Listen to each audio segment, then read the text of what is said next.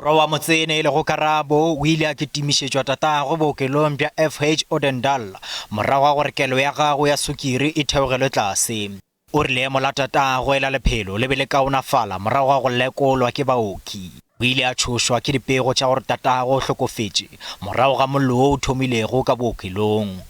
Papa na lwala and then ke matsaka mo isa sepetlele. And then re tloga go sepetlele, re fitla go sepetlele tsukiri ya hae ne le go tlase.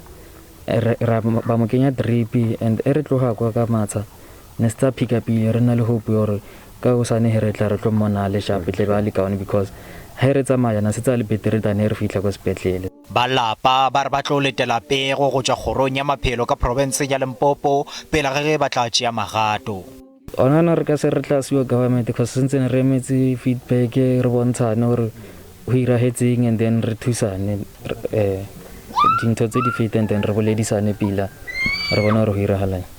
Kgoro ya maphelo ka provinceng e re ya go šomišana le ba lapa la Motsene go fihla ge go rungwa pego yeo. Diripoto tše re di tshwere gona bjanong re bone go le bohlokwa re le ba puso re tle mo ka lapeng re tle re bontšhane le ba lapa ba kgone go kwešiša gore go ka ba go tlhagetše eng le ga re sa emetše gore diripoto tšeo di tle di announce-iwe or re fiwe tšona formal mara tšona tšeo le ga ba sa mpha tšona formal ke bone go le bohlokwa gore ba lapa bona ke share le bona.